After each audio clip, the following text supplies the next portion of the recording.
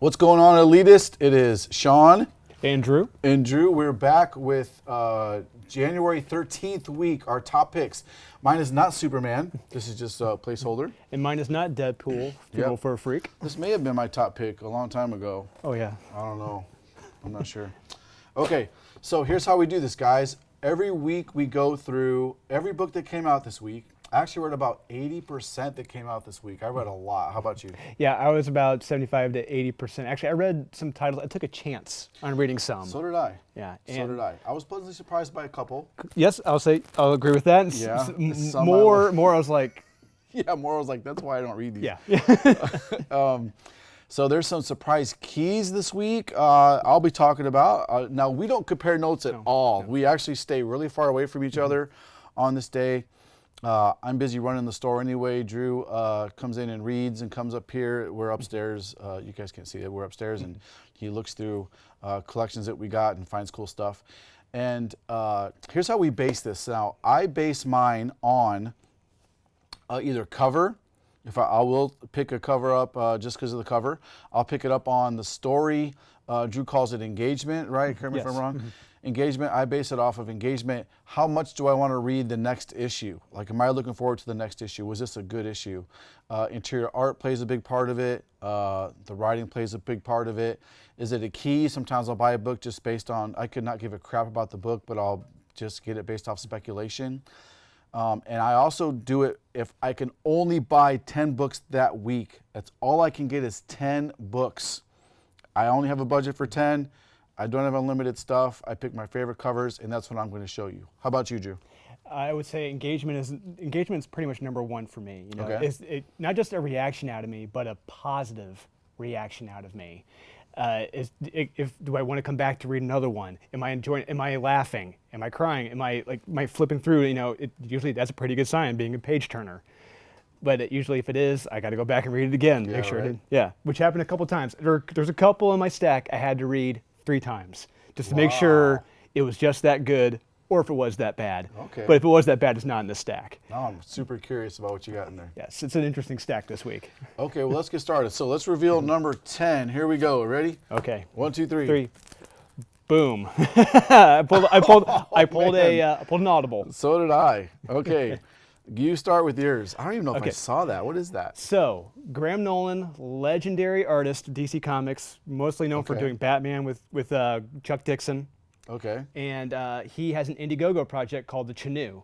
It just got released this week. You can go. You can go on Indiegogo right now and buy it. He'll mail it out to you. Comes autographed by Graham Nolan, right down there in the corner. That's pretty cool. Yep, comes with bookmarks, like stickers, tchotchkes, all that stuff. You know, a little playing card with the stats of the character. So you found it on Indiegogo. Yes, I did. And if somebody wants it, they can still get it from there. Correct. They have an in-demand store where it stays open, so you can go back and order as many copies as you want. Well, to help support them, we'll put a link in the description of this video. So if you want it, look below and go ahead and buy it. I love supporting indie creators. They're the lifeblood of the industry. I love it. Yeah, especially a legend like Graham Nolan. Did you read it? Why did you like it? I picked this up. I ordered it because I love Graham Nolan. Wasn't sure how the story was going to be. With the Indiegogos, you never know how it's going to turn out.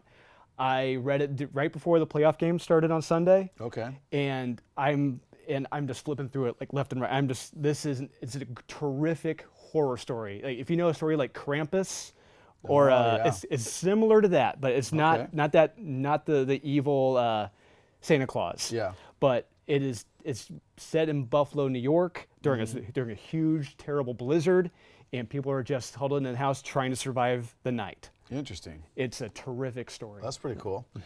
So I found this one, actually Ernie, he does our live sales, recommended this to me from Terry Moore. Now, I guess his entire universe has been optioned. That doesn't really mean a whole lot nowadays, but I'm sure it's going to wind up on one of the streaming services. This is Abstract Studio. I've never read any of these before. I read this.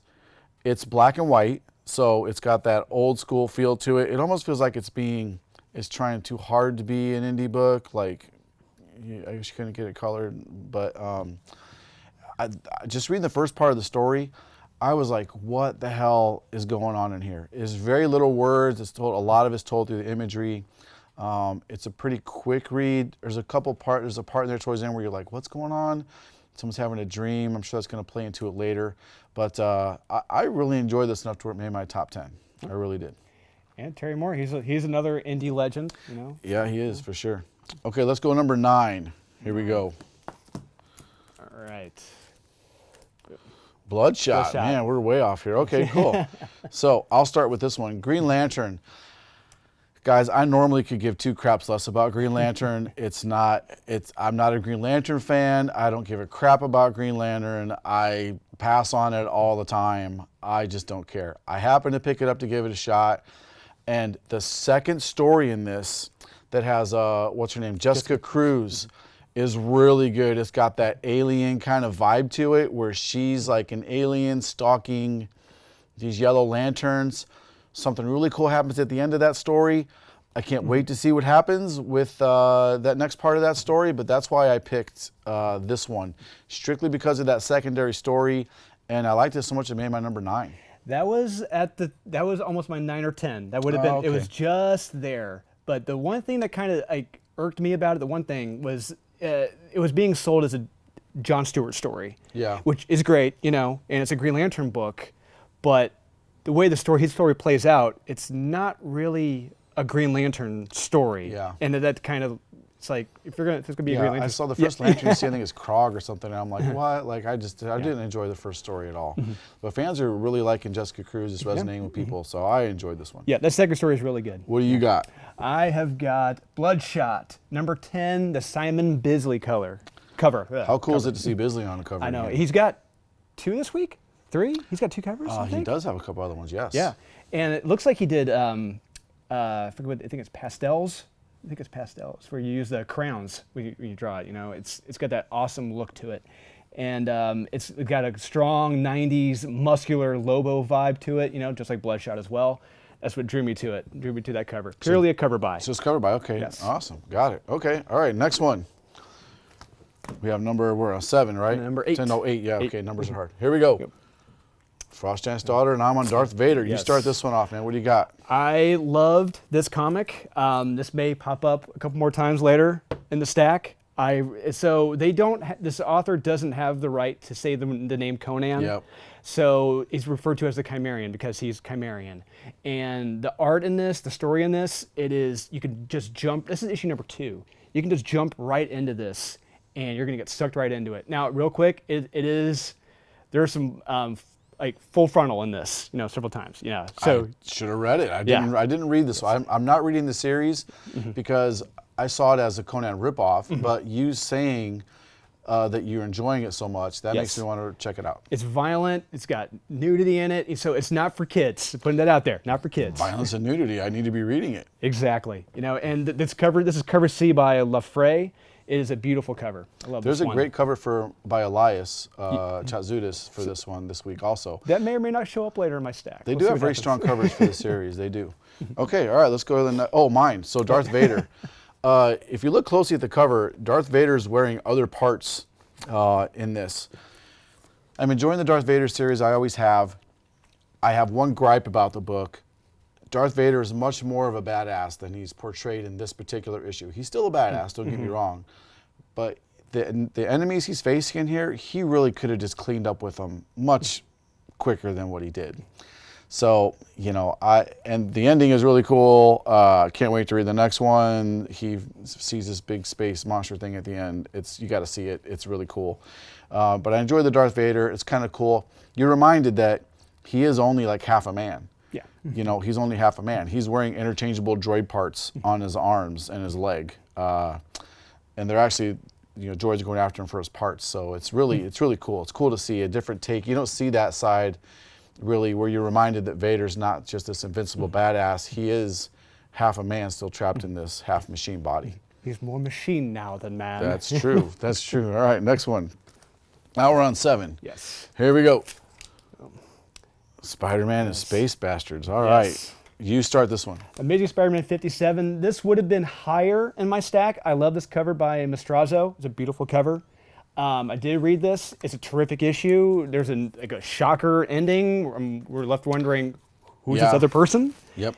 And there's a great scene involving Peter and Norman Osborn. Yeah. Oh man, it's terrific. Yeah. But my one gripe about this is that this and the last issue should have been together. This should have been one issue. Yeah. Yeah. I agree with that. That's why it's a little lower on my list, but it's still a terrific read, terrific cover. This is cover B, I believe. It's not a ratio variant. So yeah, absolutely pick this one up. That barely didn't make my list because I felt like there was a couple great moments in there, but I felt like it was kind of, I don't want to say a throwaway story.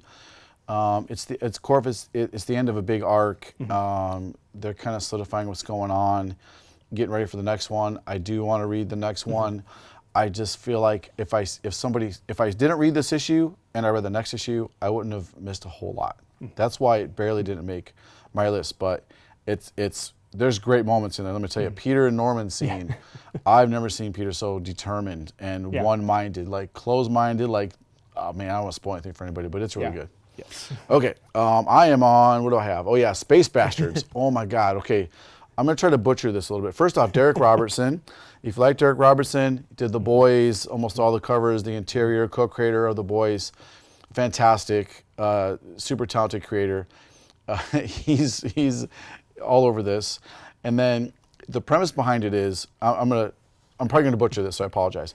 Basically, you work for the post office, right? And then you have to deliver a package, but you can do whatever you need, intergalactically deliver a package. You can do whatever you need to deliver this package. You can kill, maim, break laws. There are no laws if you work for the post office and delivering packages. Every time that package exchanges hands, it's worth more money. So you actually want somebody to try to steal it from you, and then you can kill them and take it back, and you get paid more money at the end. There's a total wuss at the beginning of this. By the end, he's a total badass. I really enjoyed the story. This is a great read. I'm excited to see what they do with this universe. Yeah, likewise. I thoroughly enjoyed it too. That may or may not show up a little bit later in my list too. But yeah. So what do you got? I have got, we already discussed this, Amazing Spider-Man. Oh yeah. Here, so we're changing. Change out. Change out. Okay, what number are we on? 6. 6. Here we go. Getting towards, okay. Oh, nice. Yes. Okay, I'll start. All right. Ryan Brown. So number 1, Ryan Brown cover. He's super good. I love him. Ryan Brown. This is Ryan Brown's cover. And this is, I don't want to say, I'm hesitant to say it's a key, but the Carnage she's fighting, it's the Mary Jane from the same Earth that Gwen is from. I think it's Earth 65. Don't quote me on that. It's the Mary Jane from that. So Mary Jane from her Earth gets sucked into this Earth and becomes a Carnage. So I think this is the first time Mary Jane is actually Carnageized, and not on a cover. There's been tons of Mary Jane Carnage covers, but actually in the story. So you might want to do some research on that, but that's why it's up there, because I think there's some key value. I don't see this being a throwaway character, and it's a way to make Mary Jane Carnage into a cool bad guy without using the real Mary Jane. This is Mary Jane from a different Earth. So that's why I picked this one up. Alrighty. What do you got? I picked up Planet of the Symbiotes, Kyle Hott's cover. It's Kyle Hott's. Yes. And Frank Thierry, I believe, wrote one or both of these stories. Legend. And the first story in this is really good. Involves some of the symbiotes. Then the second one, now, I didn't finish Absolute Carnage. The character, is he in Absolute Carnage or no? He's in there in the Cult of Carnage, yes. I think he showed up in Ravencroft. Okay, so there's a certain character comes back, and I literally yelled out, "Oh shit!" And it just, the Fit's about to hit the Shan. I'll save my thoughts for that one later, because it's in my stack. Okay. Yeah. All right, next one. Now 5. We're coming up on halfway through. Okay. Future States. Oh, there's your other cover. Okay. Yep. All right, I'll start again. So, Future State, Justice League. Definitely first appearance. New Aquawoman, female Aquawoman. She's clearly the daughter of Arthur and Mira. And I really like the story too. So it's got key value, and also, the cover too is fantastic. Cal Nagu, if I'm not mistaken, to the cover. Please, if I'm wrong, I totally apologize. Yep. And then the story is really good. Like, you're introduced to this new Justice League, and then they get their asses kicked. So I really like that. And I'm curious about who the bad guy is they show at the beginning. I want to know what's up with that guy. I definitely want to read this next issue. Really like this one. It was right there on the cusp of my top 10 for now. It's right there. But when it got to there's a backup story with this as well. Yep. And this one felt a little bloated to me, where it's like, okay, this backup should have been its own separate comic. Yeah, it probably could have. Yeah, because it was like almost the same size, if not bigger than the first story. But it's still a good read. It's still really good. Yeah, a lot of bang for the buck in this issue. Yes. And of course, it's higher on my list because I migrate more towards the keys, of course. Yeah. Okay, so you. Oh, and I've got, once again, the Chimerian, the Frost Giant's daughter. This is another beautiful cover. This is the main cover by Mercado. It's a very, very beautiful, sexy cover. It's a very fun read, violent and sexy. You cannot go wrong with this. I'm totally going to go pick this up from the table when I go downstairs and read this now. You're totally selling me on this. Okay, next. Now we're into 4. Here we go, number 4. What do we got? Boom. Oh, there's yours. Yep. Okay. So go ahead and talk about your thoughts on. What's that called again?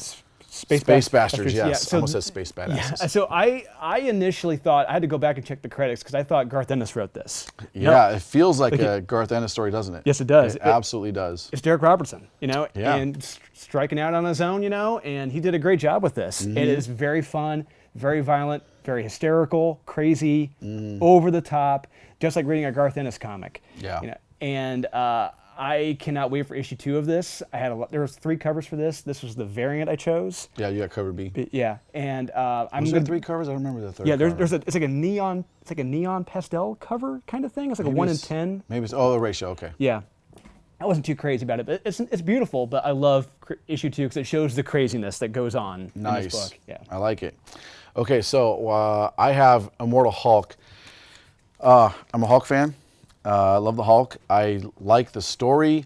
It's been creepy from day one. It's never lost its creepiness. And just this cover, this nullified cover of She-Hulk on it, I want to say, oh God, please don't kill me. Lozano is the artist on this one. I'm pretty sure it's a Lozano nullified cover, and the story is great. The story is definitely moving forward in Hulk. I don't feel like the story has ever stopped. Sales have dipped, of course, because we're up to issue 42. God, already 42. At one point last year, he was beating Batman. Yeah, and it's still. I mean, the one below all is very involved in the story. The leader has turned into this creepy, super weird spider thing in hell, in the land of the one below all down there, and he's getting. I can't wait to read the next one. Like, oh man. So that's my pick. All right, awesome. Number 3. Yep. Here we go. 3. Oh man, you picked Thunderbolts. Thunderbolts. Oh man, I want to hear this. I'm surprised. I didn't like the Thunderbolts. Didn't like it? No. Okay. I mean, tell me about it. Why'd you like it? I like this. Well, number 1, another Kyle Hotz cover. Yeah. This is the first thing that drew me to it. Okay. And I'm not exactly the biggest fan of Matthew Rosenberg. He was either going to hit it or he's going to miss it. Yeah, he had some of his remember he was doing the Punisher. Yeah, that was great. Yeah, that was fantastic. I like what he did with the X-Men before they were rebooted. Yes. And then rebooted again. Yeah, Greg Land did the art. Yeah. Yeah. Those are some great times. Yeah. And this, I don't know how many issues it's going to be. But when I read this, I got a reaction out of this. I'm laughing. I'm just like, what the? It just happened, and just I'm engaged with it. I was flipping the pages. I thoroughly enjoyed this. I was laughing, going along with it.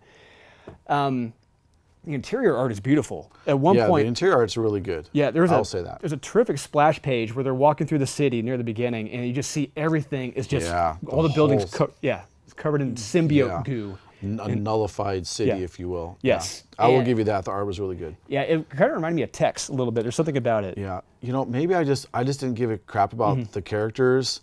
There's a couple OS moments in there where you're like, oh man, holy crap, like what, that just happened. It is, but I don't care about the characters. Yeah, me, I kind of like, I'm a guilty pleasure for Taskmaster, because to me, Taskmaster is the ultimate badass in Marvel Comics. Yeah, so Taskmaster, Rhino. Who else is in there? Let's see the Rhino, on the cover Batroc the Leaper. Yeah. Yep. Him. I don't. Star is in there, which I thought was interesting. I didn't know Star was in there. That was interesting to me. Mr. Fear's in there. Mr. Fear. Yeah. Little known character in the Marvel world. Yeah. Well, interesting. You picked it, and it's up so high. It's your number 3. Yeah, that's interesting. I thoroughly enjoyed this. I love the interior art. I was thoroughly engaged with the story, and I love the cover by Kyle Haas. Okay, well, you get two different opinions here on that. It's awesome. So, haha. Oh, man. So this cover's already blowing up. Right before I checked, this was selling for like $15 a piece, this cover A.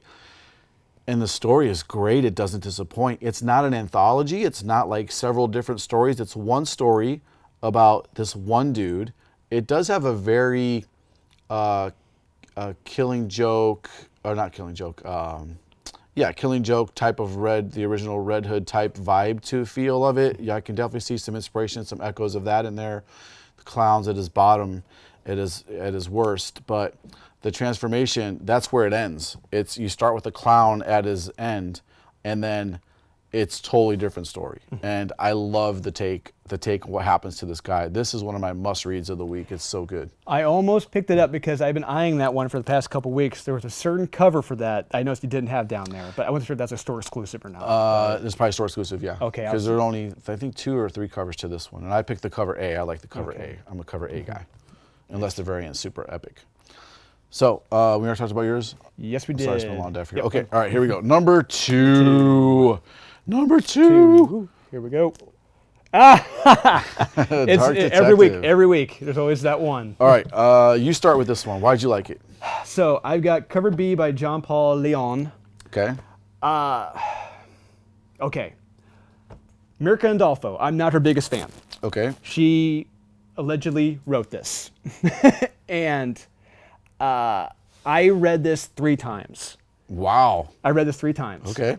And I had my brother read this. Okay. I was like, Kyle, am I crazy or is this good? And he said, yeah, this is good. And I was blown away.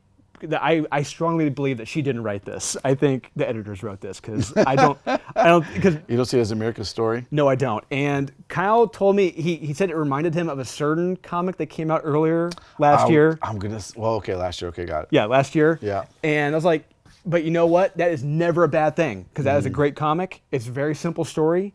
And this is a simple story, terrific interior art. And the backup is good too with Grifter. But I was pleasantly shocked and surprised by this. Me too. Like part of me, I wanted to like this story because all in this future state, you wonder, where's Bruce Wayne? What's going on with Bruce Wayne? Well, this tells you what happens to Bruce Wayne.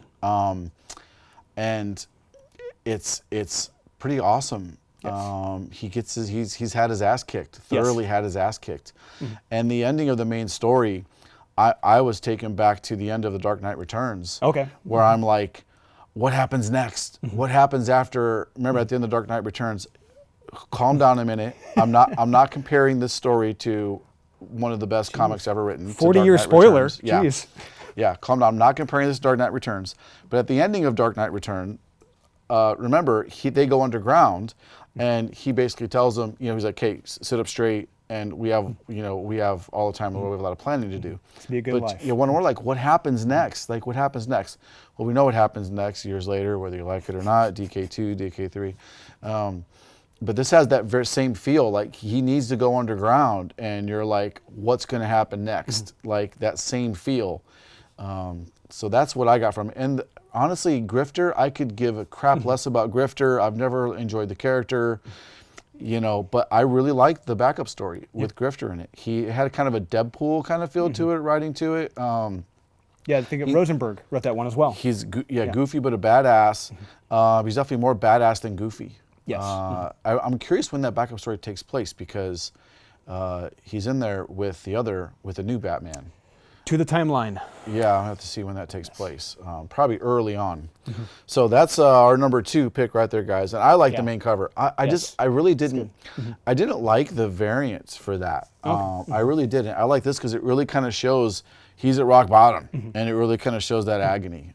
He's in this unrecognizable city. He's broken for sure. Poor choice of words. This was the Gotham I wanted to see in the next Batman last week, because this seems more futuristic. Yeah. Whereas that seems more modern day Gotham, interior art wise. But there's a little spoiler for you on that. On the okay, art. And then grand prize. What do we got here? 1, 2, 3. 3. Boom. Oh man, you love that book. I love this book. I crap. love these covers. Okay, Planet of the Symbiotes. So you've talked to shit about that one. You love it. We'll talk about the cover. Why'd you pick that one? Elias Chatzoudas. Elias, he's got a way with ladies. I can't explain it. You know, Yeah. his ladies are amazing. You know, and honestly, if this art goes up for sale, I'm gonna take a peek and see if it's for sale and how much it's going for. That's cool. I thoroughly enjoyed this book. It is thoroughly engaging. The violence, the sex, it's phenomenal. You don't need to know anything going into it, and it's got a little Robert E. Howard backup story, what it's based off of. It's fantastic. Awesome. Okay, so big key, big key. There's 2 stories. The first story, it's based around Scream. I love it. I like what they're doing with the character of Scream. I really do. She's definitely becoming a good guy if she's not a good guy already. The other symbiotes show up. I forget all their names. Toxin and all the other ones. They show up. They have a big thing happens, and then Scream. I want to read the next one. And then the second story, Null is directly involved in creating a new character. And this character is pretty badass. Yeah. So to me, this is the biggest. I love the read. It's a great key. I like this cover. It was really tough for me to choose between this and the Hotz cover. I'm a huge Kyle Hotz fan. As you guys should know, we do enough variants with him. I constantly request him for variants, for store variants. I love this art, but this one this one takes the cake for me. I love it. And huge key, great art, great story. It's clearly my number 1. Absolutely. So you can see you get 2 totally different styles from us guys. You couldn't have a more different number 1 pick out of the 2 of us than these. Now, if you want to win all of these, all my picks, so you don't get to win Drew's picks, just my picks. So if you want to win all my picks, you just got to do 3 things, guys. You got to like the video, comment your like number, and what book you're looking most forward to this week.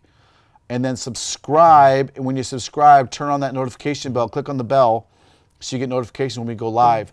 This Friday, every Friday, I go live and I do the giveaways live for any videos that we filmed. So last week's video is going to have the giveaway done in this Friday's video. Okay? Sound good? Sounds good. Of course it does. All right. So, hey guys, thanks a lot. I appreciate it. Thanks for watching. A top 10 FOC coming up pretty soon. My top recommendations for pre-orders. Buy what you like, collect what you want, and we'll see you next time. See you.